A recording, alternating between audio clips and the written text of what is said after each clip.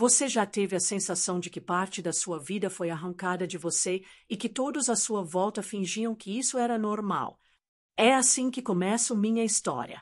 Hoje tenho 65 anos, cabelo prateado, mãos marcadas pelo tempo, mas o que mais pesa em mim não são os anos vividos, é o vazio que deixaram no meu coração no dia em que tiraram minha filha de mim. Me obrigaram a acreditar que ela havia morrido. Me forçaram a enterrar uma criança que eu nunca vi. Nunca peguei no colo. Nunca pude dar um último beijo. Essa dor, meu filho, essa dor não tem nome. Eu tinha 16 anos. Era jovem, inocente, boba até. Me apaixonei por um rapaz bom, trabalhador. Mas para minha família, ele não era digno de mim. Nós dois sonhávamos em construir uma vida simples juntos, uma casinha pequena, um jardim no quintal. Quando descobri que estava grávida, pensei que seria difícil, mas não imaginei que seria o fim da minha liberdade. Meus pais me trancaram em casa, esconderam minha gravidez de todos, como se eu fosse uma criminosa. E quando chegou o momento do parto, tudo o que fizeram foi me levar para bem longe, para um hospital que eu nunca tinha visto.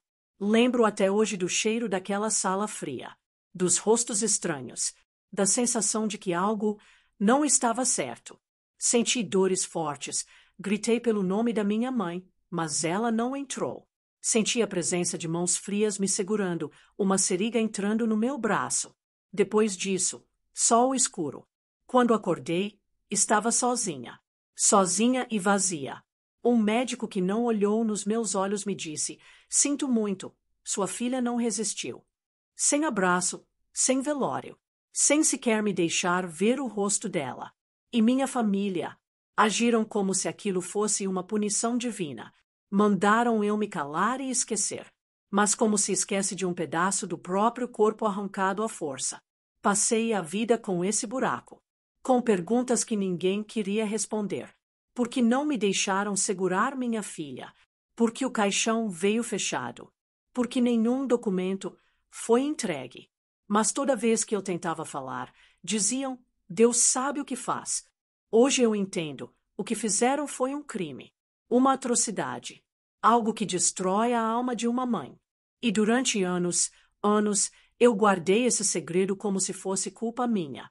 Mas tudo mudou quando eu ouvi, sem querer, uma conversa entre minha mãe e uma tia.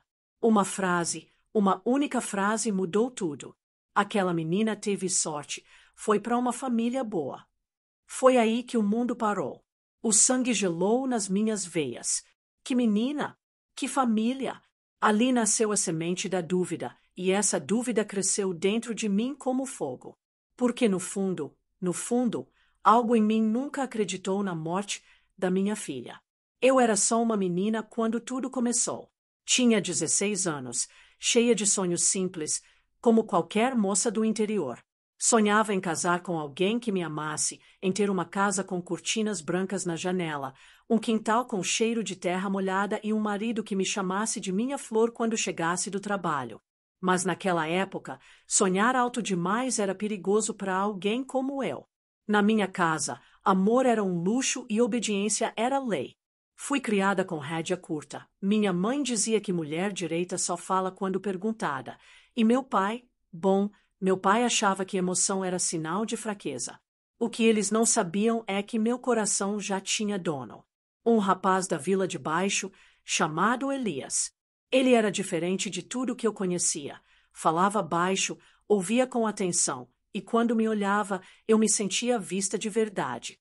A gente se encontrava escondido, atrás da igrejinha velha, e cada encontro era um pedaço de liberdade roubado daquele mundo fechado. Foi com ele que conheci o amor, não aquele dos livros ou das novelas, mas o amor real, feito de mãos dadas tremendo, promessas sussurradas e medo do que viria depois. Quando a menstruação não veio no mês seguinte, meu coração gelou. Tentei me convencer de que era nervoso, que ia descer no dia seguinte, mas os dias se tornaram semanas. E o medo virou certeza. Elias foi o primeiro a saber. Me abraçou. Chorou comigo e prometeu que daríamos um jeito. Falou que conseguiria trabalho fixo, que arrumaríamos uma casa, que a gente podia até fugir.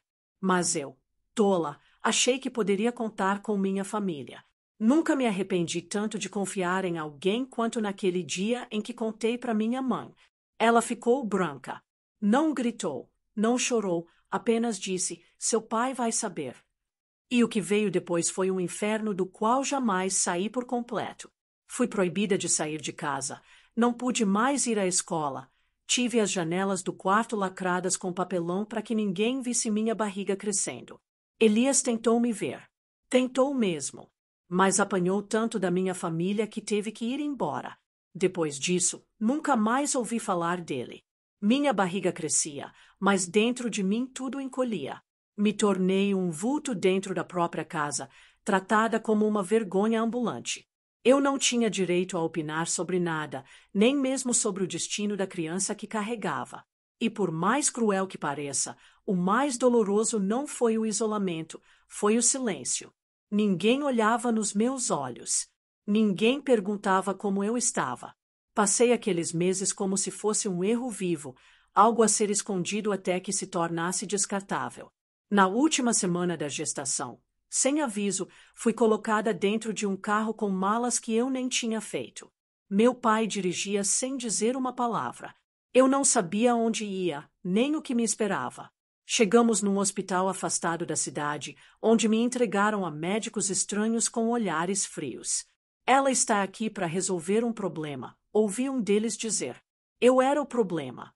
A gravidez era o problema. A criança era algo a ser resolvido. E foi naquele momento que entendi. O que fariam comigo não era para o meu bem, era para o bem da reputação da minha família. A chegada naquele hospital foi o fim de qualquer esperança que ainda restava dentro de mim. O prédio era cinza, frio, silencioso, um lugar onde mães não eram celebradas, mas escondidas. Me levaram para uma ala nos fundos, longe da recepção, onde ninguém fazia perguntas e todos pareciam treinados para ignorar o sofrimento. Era como se eu tivesse deixado de ser gente ao cruzar aquela porta. Aqueles médicos e enfermeiras não me tratavam como uma jovem prestes a dar à luz, me tratavam como uma complicação a ser resolvida rapidamente. Não me explicaram nada, não assinei nada, apenas disseram que eu iria descansar. Me aplicaram um calmante logo no primeiro dia, e assim começaram os dias que se tornariam borrões na minha memória. Acordava e dormia com dificuldade, confusa, com lapsos de consciência, sentindo as contrações se aproximando, mas com uma névoa constante nublando meu raciocínio. Não me deixavam ficar sozinha, mas também não me dirigiam a palavra. Quando tentava perguntar da minha mãe ou do meu pai, ninguém respondia. Eles haviam me deixado ali e voltado para casa como se tivessem descartado algo indesejado. Na madrugada em que entrei em trabalho de parto, lembro que gritei. Gritei o nome de Deus, da minha mãe, até de Elias. Mas só o eco me respondeu. Fui levada a uma sala fria, sem direito a acompanhar-te, sem carinho, sem mãos para segurar as minhas. As luzes eram fortes demais, o ambiente impessoal, técnico, e eu, com medo, com dor, me sentindo uma prisioneira prestes a perder tudo. O parto foi rápido, mas a dor foi longa. Quando finalmente ouvi o choro do bebê, por um segundo, meu coração se encheu de amor. Pensei, é minha filha, é a minha menina, ela está viva, eu consegui. Mas o que veio depois foi o silêncio. Um silêncio tão brutal que me acompanha até hoje. Tiraram o bebê da sala sem me mostrar. Quando perguntei, ainda zonza, o médico disse apenas, ela não resistiu. Sem olhar nos meus olhos, sem uma lágrima, sem nenhum documento. Nada. Disseram que o corpo já tinha sido encaminhado e que minha família cuidaria do enterro. Mas quando minha mãe veio me buscar, 2 dias depois, não havia luto nos olhos dela. Apenas aquele mesmo olhar duro, de quem queria enterrar mais do que uma criança, queria enterrar a vergonha que eu tinha representado. Eu voltei para casa com os braços vazios. Ninguém me deu condolências. Ninguém falou o nome da minha filha. Era como se ela nunca tivesse existido. E o mais cruel é que me fizeram acreditar que isso era o certo, que aquilo era a vontade de Deus. Que eu precisava seguir em frente e esquecer. Esquecer um parto. Esquecer uma criança. Esquecer que fui mãe por algumas horas. Mas esquecer, isso, ninguém me ensinou como. Porque desde aquele dia, passei a carregar duas dores, a de não ter minha filha e a de não ter a verdade. Os anos passaram, mas a ausência da minha filha nunca saiu de mim. Enquanto minha família fingia que tudo tinha voltado ao normal, eu fingia que também tinha esquecido. Aprendi a sorrir sem vontade, a concordar em silêncio e a esconder a saudade que queimava por dentro. Me tornei uma mulher aparentemente forte, mas cheia de rachaduras por dentro. Nunca mais falei sobre o parto. Nunca mais mencionei o nome de Elias. O que fizeram comigo foi mais do que me tirar uma filha. Eles me roubaram o direito de ser mãe. Minha vida seguiu como costuma seguir a de muitas mulheres da minha geração, com sacrifício. Trabalhei como costureira, ajudei nas contas da casa, cuidei dos meus pais quando adoeceram, mesmo sabendo que foram eles que permitiram tudo aquilo. Me casei tarde, com um homem bom, mas nunca contei a ele o que havia acontecido. Como explicar uma dor que eu mesma não conseguia nomear? Como contar uma história que até eu mesma me questionava se era real, de tanto que fui manipulada a esquecer? Tudo mudou num almoço de domingo, muitos anos depois. Eu já tinha 48 anos, quando minha tia, uma das poucas da família com um coração mole, apareceu na minha casa. Ela estava mais frágil, com os olhos cansados, e quando me abraçou, eu senti que algo estava prestes a mudar. Durante a sobremesa, depois de um silêncio longo, ela disse com a voz embargada: "Aquela sua filha, ela não morreu." A colher caiu da minha mão. Por alguns segundos, não consegui respirar. Achei que tinha escutado errado. Mas ela continuou. Disse que guardava aquilo há mais de 30 anos. Que naquele hospital, meu pai tinha assinado documentos entregando minha filha para adoção sem meu consentimento.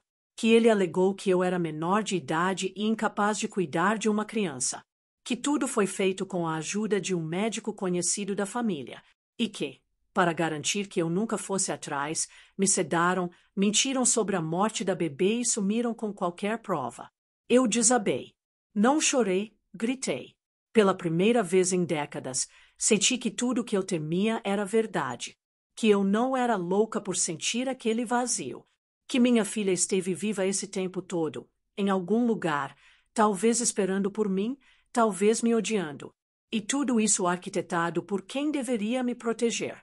Minha própria mãe. Meu próprio pai. Como pode uma mãe aceitar ver a filha passar por isso? Como pode um pai assinar um papel desses e depois me olhar nos olhos? Minha tia explicou que não suportava mais carregar aquele segredo. Que, depois da morte do meu pai, encontrou documentos antigos e ficou com remorso. Ela me deu um nome que eu jamais esqueci, Larissa. Disse que era um nome que os pais adotivos escolheram. Que ela tinha sido entregue para uma família de outra cidade, ainda bebê, e que ninguém nunca mais falou sobre isso. Eu passei aquela noite toda sem dormir, me perguntando, e se ela estiver por aí? E se eu puder reencontrá-la? E se for tarde demais? Na manhã seguinte, levantei antes do sol nascer. Meus pés pisaram o chão gelado, mas a sensação que me dominava era de um calor ansioso no peito, como se o tempo finalmente tivesse começado a andar depois de tanto tempo congelado. Passei horas encarando aqueles papéis amarelados que minha tia me entregou, cópias de registros hospitalares, a assinatura do meu pai, o carimbo de um juiz. Tudo era real. Tudo estava ali. A prova de que minha filha não morreu e de que eu não estava louca. Era como se cada linha daqueles documentos gritasse comigo: "Ela está viva, e você foi enganada." Peguei o único retrato do Elias que eu ainda guardava, desgastado pelo tempo, escondido entre as páginas de um livro. Por um segundo, pensei em procurá-lo também. Mas logo desisti. Ele tinha me abandonado quando mais precisei, e agora o que importava era ela. Minha filha, Larissa. Quem ela era? Onde estava? Ela sabia de mim. Tinha crescido com amor. Será que sofreu? Será que me odiava? Aquela avalanche de perguntas me paralisou, mas não por muito tempo. Em poucos dias, eu estava mergulhada em uma busca desesperada, feita de telefonemas, idas ao cartório, visitas a igrejas e até conversas com pessoas que trabalhavam em instituições de adoção. Descobri que muitos documentos de adoção dos anos 80 foram arquivados em papel e estavam espalhados por diferentes órgãos, e em alguns casos, até extraviados. Mas eu não desisti. Em cada sala de espera, em cada fila, eu lembrava do olhar da minha bebê, aquele choro que escutei por um segundo antes de tirarem ela dos meus braços. Foram meses assim. Meses de promessas vazias, pistas que levavam ao nada, nomes repetidos, registros rasurados. Descobri que a família que a adotou mudou de cidade algumas vezes, dificultando ainda mais a busca. Mas então, em uma tarde qualquer, dentro de uma biblioteca pública, onde eu consultava velhos arquivos de jornais locais, encontrei um anúncio antigo de um grupo de apoio a mães biológicas separadas de seus filhos. Anotei o número do contato principal, uma mulher chamada Dona Ivonete. Liguei. Ela me atendeu com uma voz firme, de quem carregava histórias pesadas, mas ainda acreditava na esperança. Contei meu caso, tremendo. E ela me ouviu. Com atenção, com paciência. E no final, ela disse: "Você descreveu exatamente uma das meninas que ajudamos há 2 anos. Ela buscava pela mãe biológica. Disse que nasceu numa clínica do interior e que seus pais adotivos sempre esconderam detalhes do nascimento. Aquilo me travou. Eu não conseguia respirar. Perguntei o nome. Larissa. Minhas pernas falharam. Tive que me sentar. Era ela. Minha filha. Ela também me procurava. Ela nunca esqueceu. Ela também sentia o vazio, o silêncio. Dona Ivonete prometeu me colocar em contato, mas disse que Larissa havia parado de responder nos últimos meses, que talvez estivesse em outro país, ou apenas tentando esquecer mais uma frustração. Mas me garantiu que, com um pouco mais de paciência, ela conseguiria um e-mail, um telefone, um endereço. Era tudo o que eu precisava. Naquela noite, escrevi uma carta, a primeira de muitas. Nela, contei minha verdade. Escrevi com o coração aberto, como uma mãe que nunca deixou de amar, mesmo sem ter a chance de cuidar. E ali, naquele papel, deixei o que tinha de mais sincero, minha dor, minha saudade e minha esperança. O tempo que se passou entre o envio daquela carta e o momento em que recebi uma resposta foi, sem dúvida, o mais angustiante da minha vida. Cada manhã era um misto de expectativa e medo. Chegava a me sentir ridícula esperando por algo que talvez nunca viesse, mas ao mesmo tempo, como desistir? Eu tinha tocado a realidade com as pontas dos dedos. Ela estava viva. Ela me procurava. E eu estava pronta para encontrá-la. 12 dias depois, um e-mail chegou. Era simples, direto, mas cada palavra dele carregava um peso que me atravessou como um raio. Recebi sua carta. Demorei para acreditar que era real. Eu também sonhei com esse momento, mas agora que chegou, eu não sei o que sentir. Quero conversar. Quero entender. Mas ainda dói. Fiquei com os olhos marejados por horas, apenas relendo aquela mensagem. Ela usava poucas palavras, mas nelas havia uma tempestade. Um coração ferido, talvez desconfiado. E eu entendi.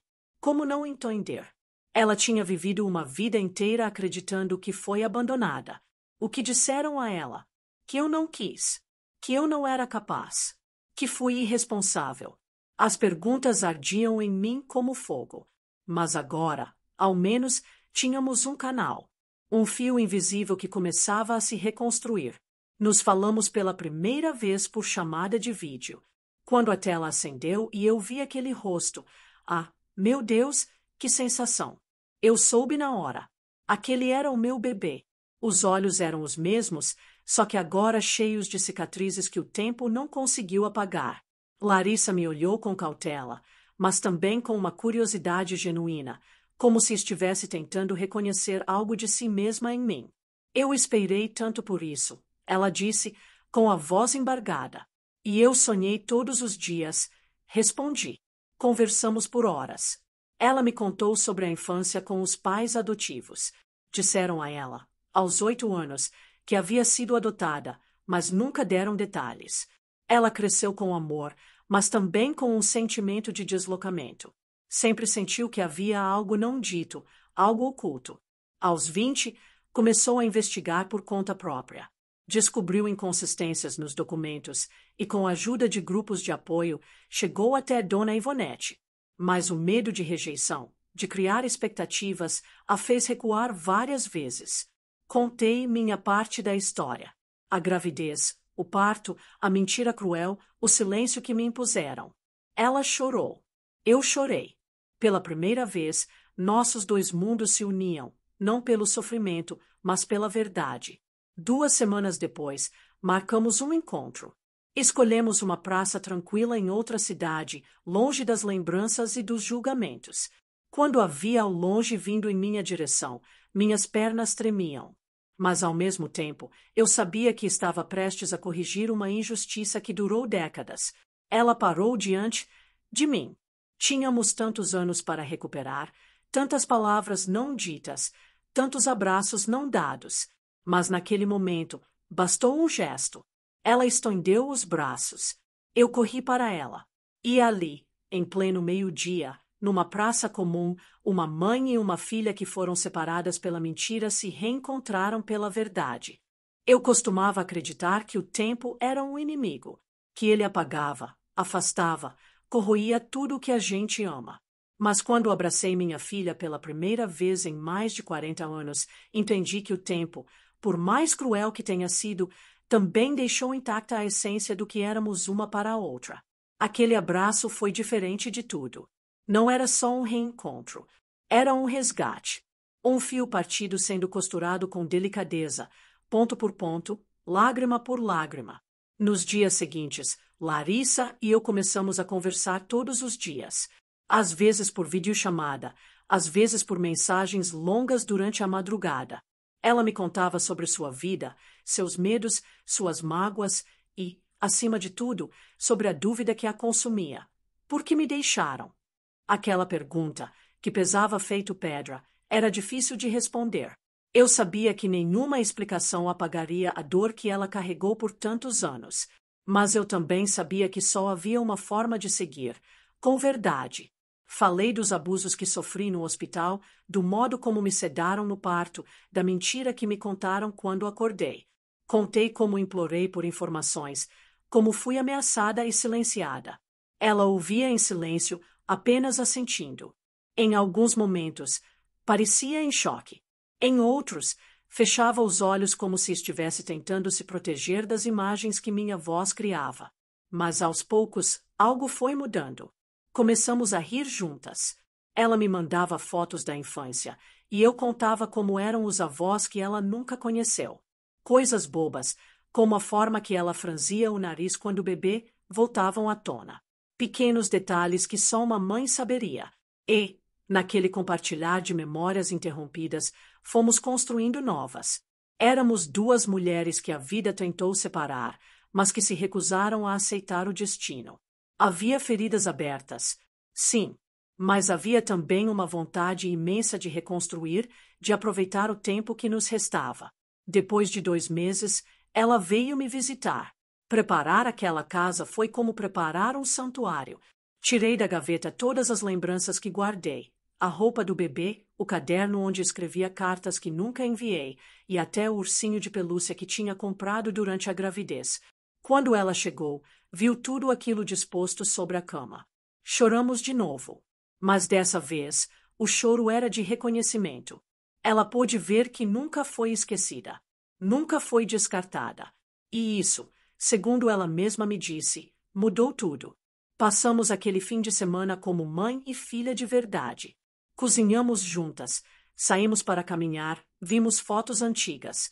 Ela me contou que estava escrevendo um livro sobre sua vida e queria que a nossa história fosse o capítulo mais importante. Me pediu autorização, como se precisasse. Eu disse, minha filha, essa história é sua. E se for para ajudar outras mães e outras filhas, conte tudo. Mas também descobrimos que havia outras verdades para enfrentar. Ela queria saber se o pai dela estava vivo. Eu não tinha notícias dele há décadas, mas prometi ajudá-la a encontrar. Ao mesmo tempo, ela me apresentou sua família, o marido, os 2 filhos, meus netos. Me emocionei ao ver seus rostinhos. Era como se o tempo tivesse me dado um presente que eu já nem sonhava em receber. Foi nesse ponto que percebi algo fundamental. Nosso reencontro não era o fim da história. Era o começo de uma nova. E nessa nova história, o que importava não era o que nos foi tirado, mas o que estávamos decididas a construir. Quando Larissa me contou que tinha 2 filhos, confesso que meu coração acelerou como se fosse voltar no tempo. Era estranho pensar que, mesmo sem nunca ter criado minha própria filha, a vida tinha seguido seu curso e me transformado em avó. Era um papel que eu jamais imaginei ocupar e, sinceramente, nem achava que merecia.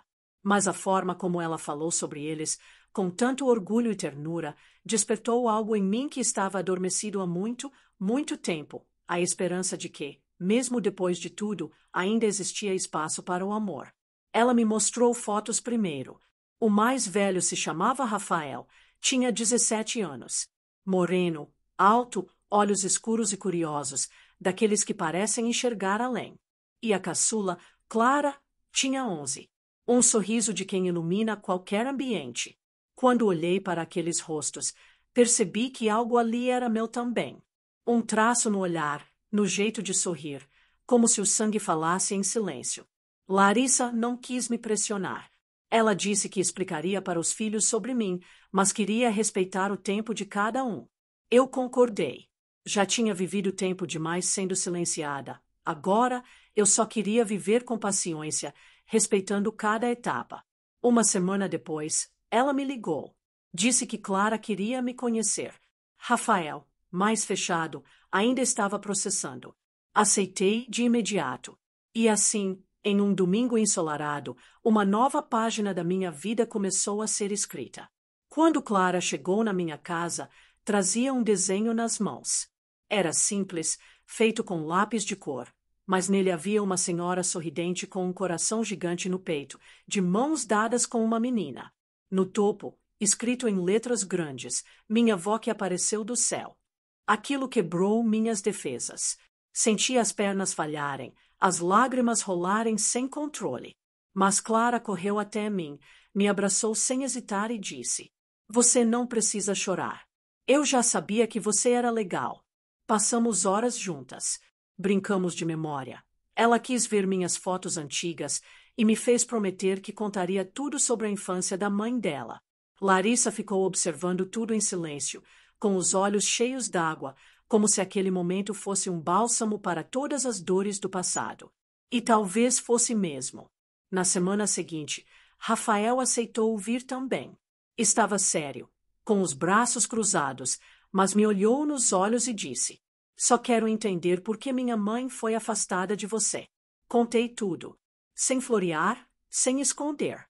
Falei do hospital, do que me fizeram, das décadas que passei procurando, do vazio que me corroeu. Ele me escutou inteiro, e no fim, me surpreendeu com um gesto que jamais vou esquecer. Tirou do bolso uma foto da mãe ainda pequena, uma que Larissa tinha deixado com ele, e me entregou. "Se quiser, pode ficar com essa. Agora você tem uma foto dela criança." Aquilo me desarmou completamente, porque não era apenas uma imagem, era um símbolo. Era como se ele dissesse: "Você pode não ter vivido tudo, mas agora faz parte da nossa história." Aos poucos, começamos a criar tradições. Almoços de domingo, trocas de mensagens, presentes simples.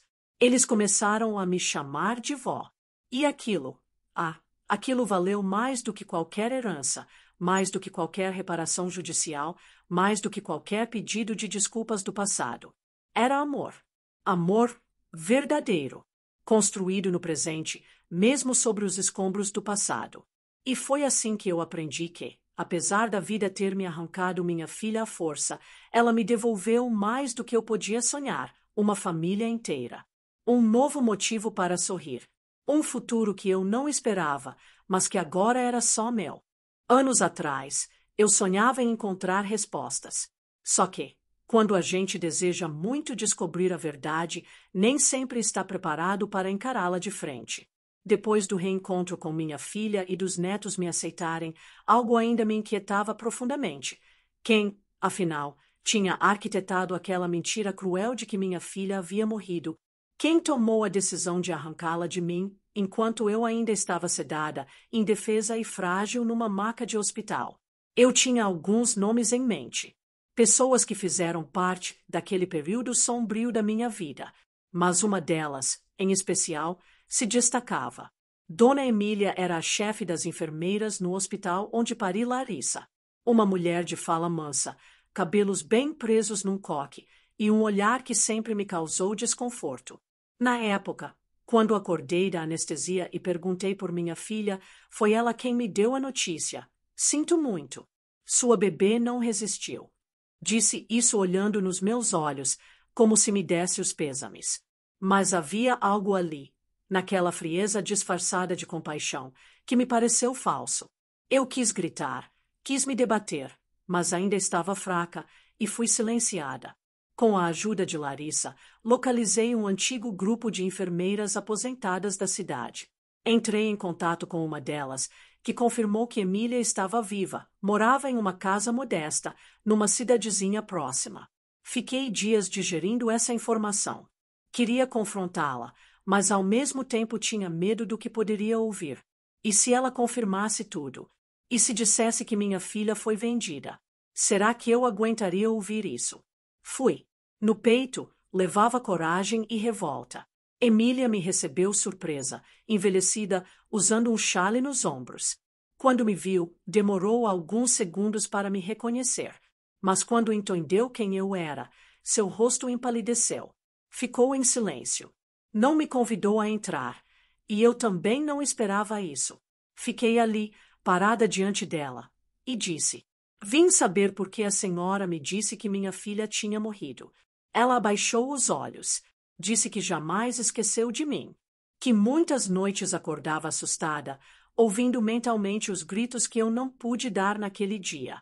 Começou a falar, e cada palavra era como um punhal em minhas entranhas. Explicou que o hospital tinha um esquema com uma organização de adoção clandestina. Mulheres jovens, vulneráveis, muitas sem família ou apoio, tinham seus bebês encaminhados a famílias ricas em outras cidades. Era tudo feito sob sigilo. Médicos, assistentes sociais e enfermeiras, todos participavam. Eu só seguia ordens, disse ela, mas me arrependo todos os dias. Nunca achei que você sobreviveria àquela notícia, mas você sobreviveu. E está aqui. As pernas me tremiam. Eu queria odiá-la, e parte de mim odiava, mas a outra parte via ali uma mulher tão quebrada quanto eu. Uma mulher que também foi engolida por um sistema perverso.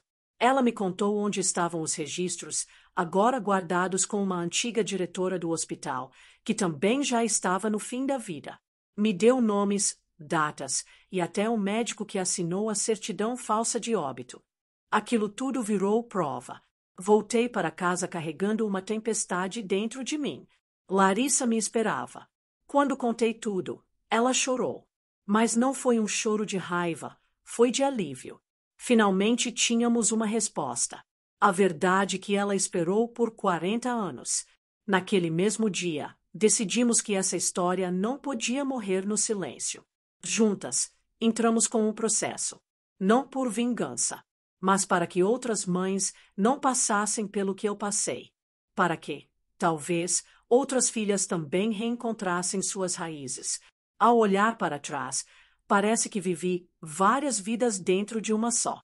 A menina ingênua que engravidou cedo, a jovem mãe que teve o direito de amar arrancado sem explicação, a mulher adulta que caminhou sozinha, com o peito vazio de uma filha que nunca sepultou, e agora, a idosa que segura nas mãos enrugadas as fotos dos netos que jamais imaginou conhecer. Cada fase da minha história foi marcada por dor, silêncio e resistência. Mas, acima de tudo, foi marcada por amor. Um amor que sobreviveu ao tempo, à mentira e até à morte simbólica que me impuseram. A verdade, por mais dolorosa que tenha sido, me libertou. Não porque ela conserta o passado, porque o passado Esse permanece com suas marcas. Mas porque a verdade me devolveu a mim mesma. Devolveu meu lugar como mãe. Devolveu a minha filha a origem que ela procurou durante toda a vida. Devolveu à minha família um elo que jamais deveria ter sido quebrado. Quando alguém me pergunta se valeu a pena lutar por tanto tempo, eu respondo sem hesitar: valeu.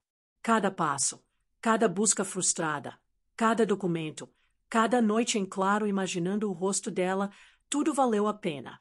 Larissa me ensinou o que é perdão. Porque, mesmo tendo todo o direito de me julgar, ela não o fez. Ela entendeu que eu fui vítima, assim como ela, que fomos separadas por um sistema desumano, frio, movido a ganância e indiferença. Quando ela me abraçou pela primeira vez, não foi só um gesto de afeto, foi um grito de justiça. Um gesto que gritou: "Você nunca deixou de ser minha mãe." E os netos, os netos, são a chance de fazer diferente, de viver momentos que me foram negados com Larissa, de ouvir vó com o coração leve, de sentar no chão com Clara e desenhar, de ouvir Rafael me perguntando sobre minha juventude, de ter alguém para esperar no Natal, no domingo, na vida. E, mesmo com toda essa beleza, não posso romantizar o sofrimento. Nada disso foi bonito enquanto acontecia. Eu sangrei. Eu perdi noites. Eu me perguntei 1000 vezes se estava louca por continuar procurando uma filha que me diziam estar morta. Eu me questionei como mulher, como mãe, como ser humano. A solidão me roeu os ossos. Mas hoje eu sei que não fui fraca. Fui forte o suficiente para não aceitar o silêncio. Fui persistente o bastante para romper um ciclo de mentira. O mundo ainda está cheio de histórias como a minha. De mães silenciadas, de bebês arrancados, de lares desfeitos por decisões injustas. Por isso, se você me ouviu até aqui, saiba, a sua dor importa. A sua história importa. E, principalmente, ainda dá tempo de recomeçar. Porque às vezes a vida tira tudo de nós, mas também nos surpreende devolvendo o essencial, ainda que tarde. E quando isso acontece, temos que ter coragem de abrir os braços, de permitir que o amor entre de novo, mesmo que trêmulo, mesmo que com cicatrizes.